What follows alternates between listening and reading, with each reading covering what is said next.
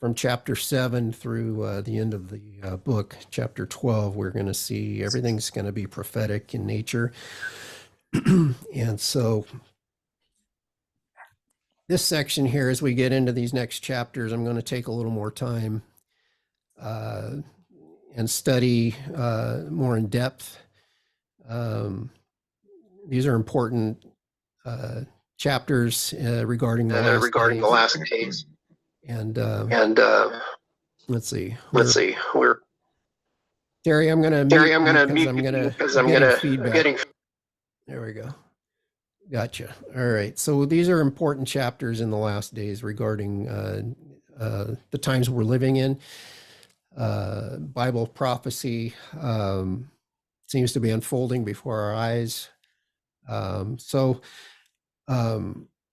As we get into this, we're going to we'll spend a couple of weeks in this particular chapter, maybe more than one, but I want to read an introduction about this chapter from a commentary entitled Daniel, the Key to a Prophetic Revelation by Dr. John Walvoord.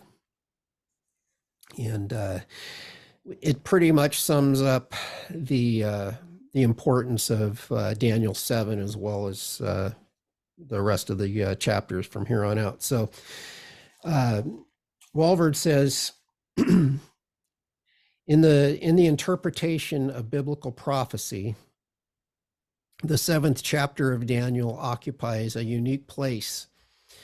As interpreted by conservative expositories, I'll get back to that in a second, the vision of Daniel provides the most comprehensive and detailed prophecy of future events to be found anywhere in the Old Testament. So I had a side note here that I put down regarding conservative theology in regards to biblical prophecy, conservative versus liberal. It's not speaking of politics when you hear conservative or liberal views. And a conservative stance in Bible prophecy or biblical theology, for that matter, they take and this is what I believe in, what I teach. A conservative stance takes a literal view of translation, unless we're told otherwise, so scripture is taken within context of surrounding scripture, and it also allows for the Bible to interpret itself. Conservative believe in we believe in a pre-tribulation or maybe a mid-tribulation rapture of the church. We believe in a millennial reign of Christ, and that the church, us as believers, and the nation of Israel are two separate entities. And there's other things that go along with that, but that's a big part. On the other hand, we have liberal views of end times prophecy are usually taken allegorical. There's a preterist stance, which basically means that they believe that Bible prophecy has already been fulfilled through history. In some cases, or in most cases, there's no rapture of the church, or there is a post-tribulational rapture, meaning that we're going to go up and then come right back down, which doesn't make any sense. There's also liberal views in theology that they're revivalist, in the sense that there's going to be this great revival coming. The Bible speaks otherwise. It says there's going to be great apostasy coming. There will be a great revival, but it will be on the other side of the rapture of the church during the tribulation. There's a belief in liberal views that the church has replaced Israel, and that the covenants and the promises given to Israel by God are null and void and have now passed on to the church. There's also a thought of kingdom now, whereas we the church are preparing the kingdom here on earth to make ready for Christ. So we're going to set up this kingdom, and then when Christ returns, everything will be set up and ready to go for him to take over, when actually Jesus says he's going to set up his kingdom, and it will be ruled with a rod of iron. There's also an area where there's a lot of discredit to prophetic scripture, such is the case in this book of Daniel, where they've considered it fake, or the times don't match up. So they try to discredit prophetic scripture in regards to the last days and the coming kingdom. And then the last part, I would say, is the acceptance of societal sin that goes against biblical authority, such as homosexuality or gay marriage, transsexuality, or cohabitation, living together, sex before marriage, so on and so forth, divorce, doctrine that teaches against women in pastoral leadership within the church, among others. So there's doctrine in especially in Timothy, where it talks that women should not be pastors. And in the liberal sense, we have liberal denominations that have women as pastors, or they have homosexual leaders as pastors, so on and so forth. So there's a difference between the two. I'll continue on with John Walvoord's assessment of Daniel here. So chapter 7. So it says, let's see, I lost my spot. The vision of Daniel provides the most comprehensive and detailed prophecy of future events to be found anywhere in the Old Testament. And although its interpretation is varied widely, conservative scholars generally are agreed, with a few exceptions, that Daniel traces the course of 4 great world empires, namely Babylon, the Medo-Persians, Greeks, and then and Rome, and is concluding in the climax of world history in the second coming of Jesus Christ and the inauguration of the eternal kingdom of God. And this is represented as a 5th and final kingdom, which is from heaven.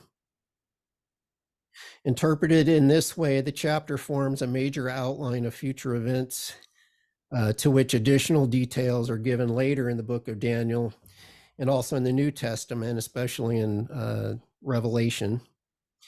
And then such a panorama of future events is of great importance to a student of prophecy, as it provides a broad outline to which all other prophetic events may be related. Conservative interpreters are agreed that this is genuine prophecy, and that it is futuristic, and that is it's related to future events from Daniel's viewpoint, and that its culmination is in the kingdom of Christ, or in the kingdom which Christ brings. So that sums up pretty well what we're going to dive into here.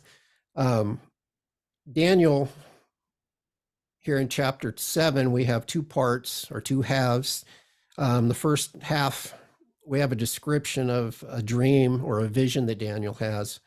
And then the second half is the interpretation of that dream that deals with future prophecy in the coming world kingdom. And then from here, we have chapters 7 through 12 describe future prophetic events or visions and observations that Daniel had of the future. So in in most Bible prophecy, we see a description, and then we're given the interpretation. And in some instances, we may see more in-depth explanation of a topic elsewhere in the Bible.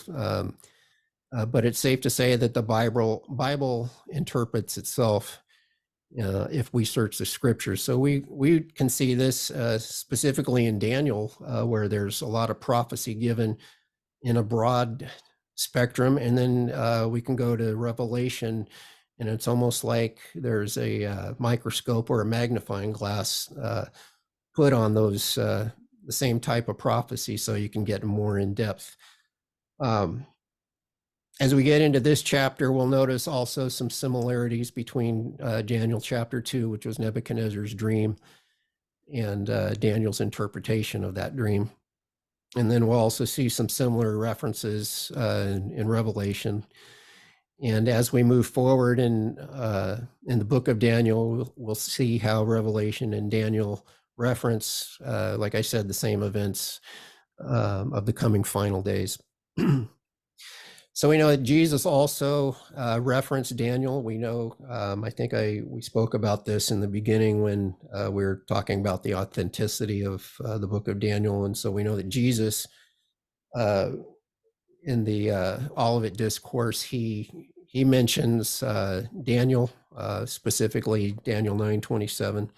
So that's found in Matthew 24, Mark 13, and Luke 21. And then also we have Paul, the apostle, has references, or a reference in 2 Thessalonians when he's talking about the abomination of desolation, referring to the Antichrist. So with that, let's read verse 1. Daniel 7 verse 1 says, in the first year of Belshazzar, the king of Babylon, Daniel had a dream and visions of his head while on his bed. Then he wrote down the dream, telling the main facts. So here we see the first year of Belshazzar, which we read about earlier in chapter 5. So we see that Daniel isn't really following a chronological order. We saw in Daniel chapters 1 through 6 to describe the life and times of Daniel, including Nebuchadnezzar's dream. And then in order of events, the vision described here in 7 takes place during the time between Daniel's chapter 4 and chapter 5. So there's a period of time here. So like I said, you'll remember from chapter 5, Belshazzar, in the story of the writing on the wall, it was recorded the Belshazzar's death, and then the conquering or the takeover of the Medes and Persians. And so this dream or this vision has already occurred by that point. And then if we backtrack here, we know the date or Belshazzar's first year of rule is not really recorded or precisely recorded, but it's probably close to somewhere in the area of 550 to 550 BC, 553 BC. And then we remember that he ruled in place of his father, Nabonidus, who spent a lot of time away from Babylon. And he may have been at war, or there's possibility that he may have been captured at this point. But time frame is probably about 14 years prior to the takeover of the Medes and Persians. And then we had between chapters 4 and 5, Nebuchadnezzar, history tells us that he died in 562 BC, and then a recap of the short reign of the different people that took over. His son, who was known as Evil Merodach, took the throne and was murdered 2 years later by his brother-in-law. So we have 2 years here. Brother-in-law's name is Nergal-Sarezer. He took the throne in 560. And then he was succeeded 4 years later by his son, Labashi Marduk, and he was assassinated that same year by a group which included Nabonidus, who was then made king. So Daniel, he has his dream and visions of his head while on his bed, and then he wrote down the dream telling the main facts. And so this is a vision he has, it's in his head. It's a dream, and it was a vision in dream state.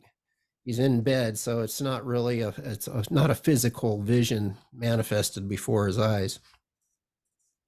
So Daniel writes the dream, telling the main facts, and so the meaning here is that there was more to the dream than what we have presented here. He's only presenting what he calls the main facts, and so this is what we have recorded here is what the Holy Spirit had Daniel write for our benefit, for those in the future. So though I'll expound on the dream here in this first half of the chapter, but we're going to have an interpretation, like I said, in the second half of the book, or in the second half of this chapter. So moving on to Daniel, verse 2, 7 verse 2, we have Daniel spoke, saying, I saw in my vision by night, and behold, the four winds of heaven were stirring up the great sea. So here we have the four winds of heaven seem to refer to a heavenly winds from every direction, which are covering the whole earth. And these winds, so this is interesting, the winds could either represent the power of God, which is striving with men. And we see that in Revelation 7, verse 1. It says, after these things, I saw four angels standing at the four corners of the earth, holding the four winds of the earth. And the wind that the wind should not blow on the earth, on the sea, or on any tree. So that's one idea. The other could possibly refer to satanic forces, and we also could see that in Ephesians 6:12, where it says, it's a familiar verse, where it says, we do not wrestle against flesh and blood, but against principalities, against powers, against rulers of the darkness of this age, against spiritual hosts of wickedness in heavenly places. So either could be true, as God will use evil forces to carry out his plan, whether which are those evil forces, whether they realize it or not. God always has the final word. Some of you might remember the old Rocky and Bullwinkle cartoon from the 60s. And there was a villain, his name was Snidely Whiplash. And he was always foiled by the good guy, who was Dudley Do-Right. And so he would always say, drats, foiled again, and that it reminds me of Satan when he gets foiled by God's plan, even being used by God as part of his divine plan. So it's like God always has the final word, and God will use evil. He will even use Satan for his final plan. So it talks about this great sea is figuratively referring to the nations or the peoples of the world. And we see in Revelation 17:15 that the interpretation of waters represents peoples or multitudes and nations and tongues. And also the Great Sea here is probably referring to the Mediterranean Sea, which the kingdoms of this, the four kingdoms surrounded or were surrounding the Mediterranean Sea, or the known world of this time. So in this sense, by our knowledge of the world today, the four winds of heaven are stirring up the nations of the whole earth.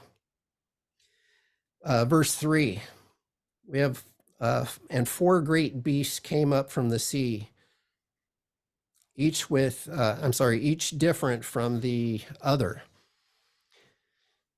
So here we have four beasts who are representing the four world empires, or rulers of four world empires, which were previously described in chapter 2 in Nebuchadnezzar's dream.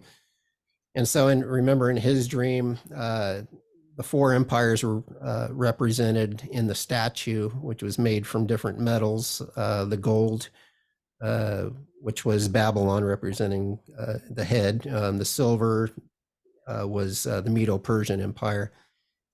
Bronze was the Greek, and then the iron mixed with clay was represented as the Roman Empire.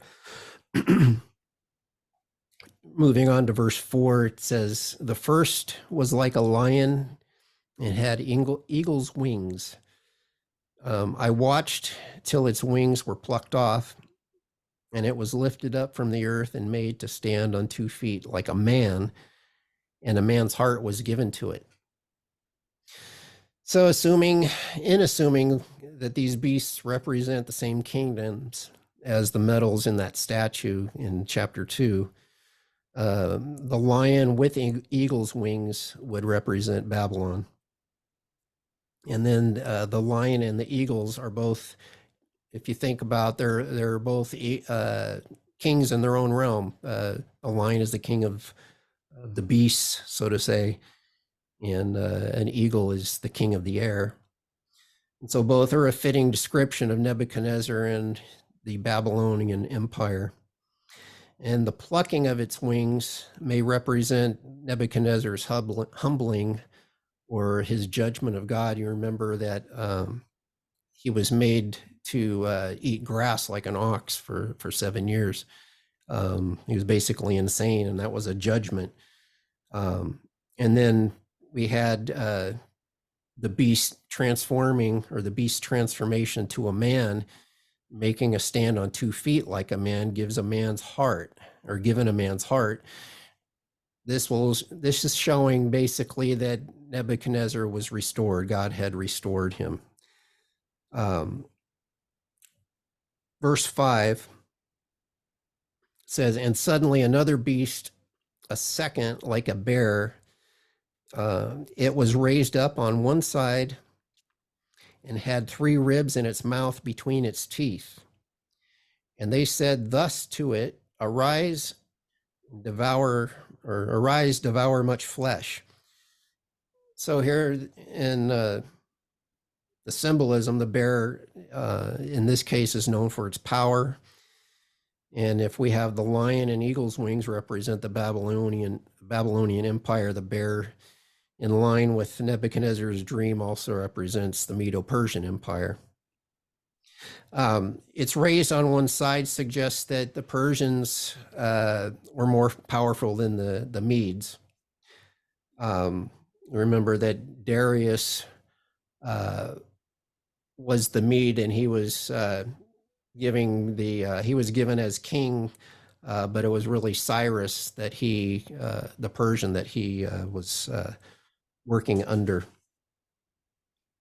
So it says, "Arise and devour much flesh." And so the 3 ribs here, they represent 3 kingdoms that the Medo-Persians had devoured, which first was the Babylonians, Lydia, and then the Egypt. Verse 6, moving on, he says, "After this I looked, and there was another like a leopard, which had on its back 4 wings of a bird. The beast also had 4 heads, and dominion was given to it." So here we have the next symbol of the animal, which is a leopard, which represents the Greek Empire. The number 4 symbolizes universal, or the world, in the sense that the 4 winds also they represent or symbolize the whole world. So the number 4 symbolizes universal. Wings, in this sense, are synonymous with speed. So the Greeks, under the leadership of Alexander the Great, rapidly they conquered the known world. I think he was 20. Alexander the Great was like 28 years old when he had conquered the whole world, so he was young. We have 4 heads.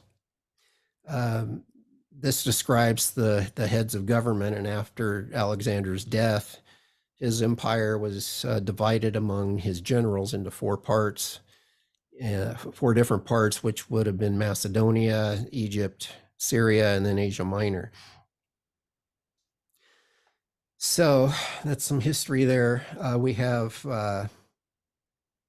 Verse 7, after this, I saw the night visions, or I'm sorry, I saw in the night visions, and behold, a fourth beast, dreadful and terrible, exceedingly strong.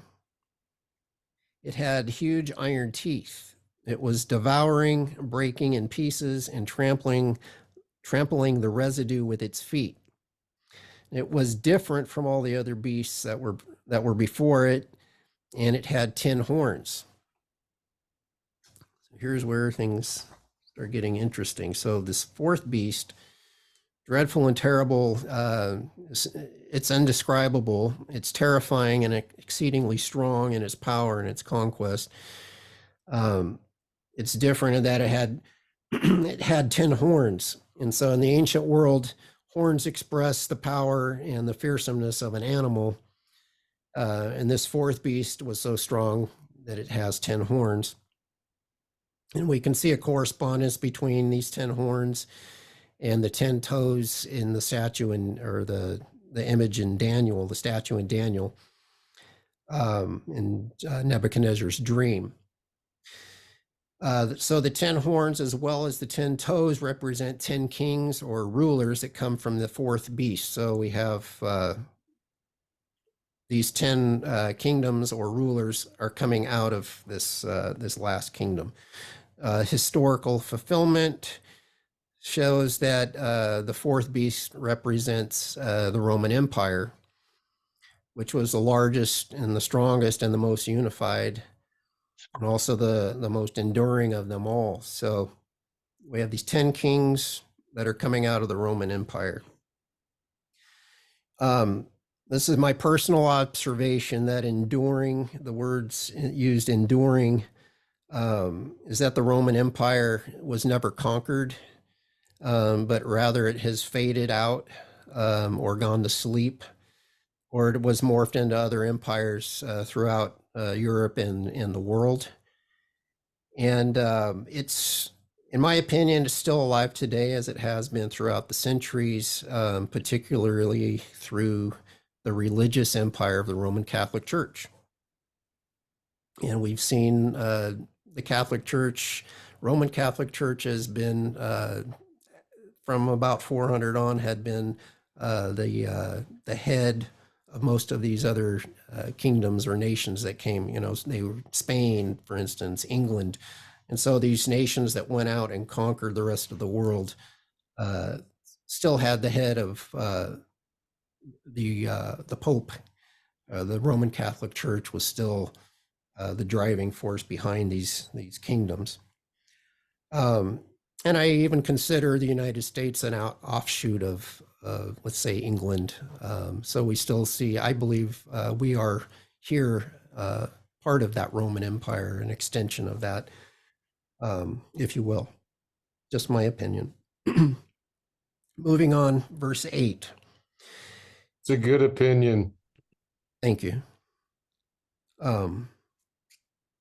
He says, verse 8, I was considering the horns, and there was another horn, a little one, coming up from among them, before whom 3 of the first horns were plucked out by the roots. And there in this horn were eyes like the eyes of a man, and a mouth speaking pompous words. So this gets interesting here too now. So we see the actual interpretation we're going to see for all of this is going to be coming up from verse 15 on, or possibly 16. I got to go back. We are going to see in verses 24 and 25 an explanation of this. But for now, we see another horn, which is a little one, has a mouth speaking pompous words. And so among the 10 horns, 3 are replaced or plucked out by the roots by one horn that was conspicuous for its dominance, before whom 3 of the first horns were plucked out by the roots. So it has intelligence, eyes like the eyes of a man, and it's has boastful talk, so it's speaking pompous words. Um, we have these 10 horns or rulers or kingdoms that arise from the fourth kingdom or the Roman Empire. Many believe that this is an end times confederation of 10 nations that arise out of the revived Roman Empire. Many have thought in the past, and that's starting to change now, but many have thought that these 10 nations would be part of the European Union, as the EU comprises the territory of the Roman, part of the territory of the Roman Empire. And then this is another opinion of my own that these 10 kingdoms or nations will actually be regions of global governance. So in other words, the world is going to be divided into 10 geographic regions as we continue to move towards this new world order. And so there, if you look online, there's a group called the Club of Rome, and they've created maps already dividing up the world into 10 different regions. These guys are basically they're globalists in the sense that they're trying to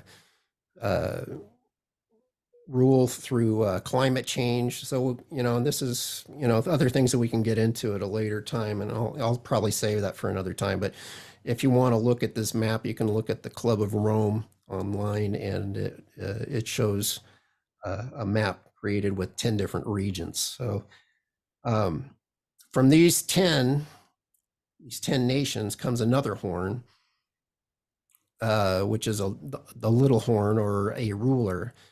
The little horn seemingly takes power from this kingdom.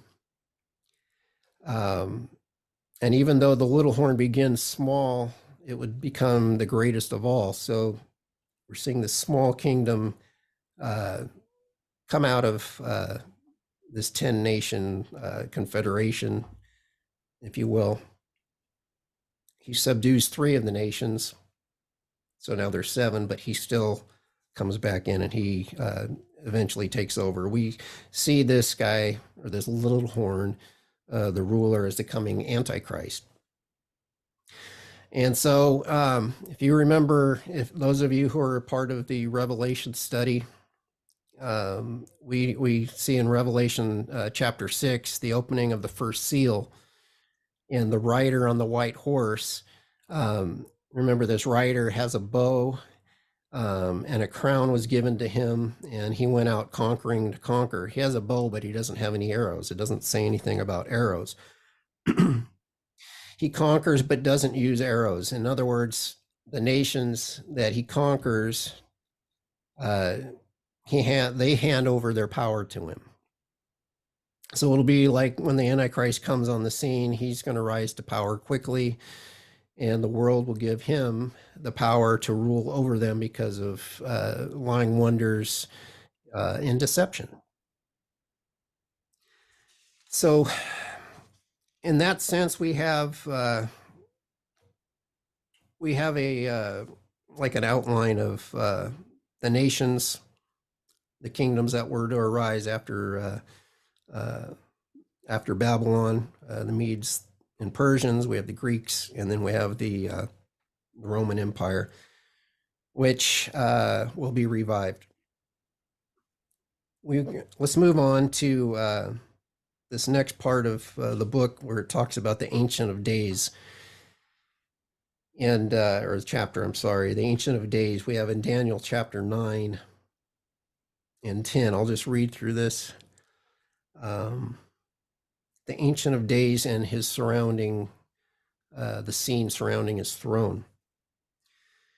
So it says, I watched till the thrones were put into place, and the Ancient of Days was seated. His garment was white as snow, and the hair of his head was like pure wool. His throne was a fiery flame, its wheels a burning fire. A fiery stream issued and came forth from before him. 1,000 thousands ministered to him. 10,000 times 10,000 stood before him. The court was seated, and the books were open. So it says, I watched till the thrones were put into place. And so the King James Version poorly translates this as thrones were cast down. And in the New King James Version, which we read from at church, the New King James Version corrects this and indicates that the thrones were established. So the thrones were put into place. When the Apostle John saw heaven in Revelation, he also saw thrones, but he also saw those who sat on those thrones, which were the 24 elders, and that's described in Revelation chapter 4, verse 4. Daniel makes no mention of these elders, and perhaps because the elders represent the church, and the church was an unveiled or unrevealed mystery in the Old Testament, or specifically to the Old Testament saints. The Ancient of Days is seated, and so the Ancient of Days is obviously God, but there is a debate as to if he is specifically God the Father or God the Son. And most believe it is God the Father, and the white garments and the white hair stress the eternal character of God the Father. Daniel 7:13 seems to make a distinction between the Ancient of Days and the Son of Man. And this supports the idea that the Ancient of Days is God the Father and not the Son. His throne was a fiery flame. And so this is a brilliant manifestation of God's splendor and the fierce heat of his judgment. There seems to be somewhat or something lava-like, like a stream of fire pouring from the throne. And it was like a river of vast destructive power. Isaiah 66, verse 15 through 16 describes the judgment of God in terms of fire. It says, for behold, the Lord will come with fire, and with his chariots like a whirlwind, to render his anger with fury and his rebuke with flames of fire. For by fire and by his sword the Lord will judge all flesh, and the slain of the Lord shall be many. Talks of the wheels of burning fire. So many of the commentators say that the ancient Eastern royal thrones often were on wheels. And yet it is just as likely that they represent the endless activity of God. A thousand thousands ministered to him. This is describing the innumerable company of angels that surround the throne of God. 10,000 times 10,000 stood before him. And this is describing humanity standing before God in judgment.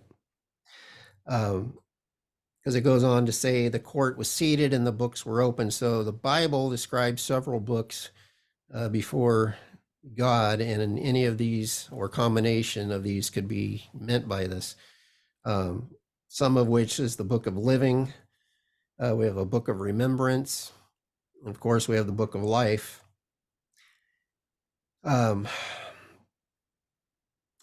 moving on in Daniel, let's do verse 11 through 14 here. It says, it continues, I watched then because of the sound of the pompous words which the horn was speaking.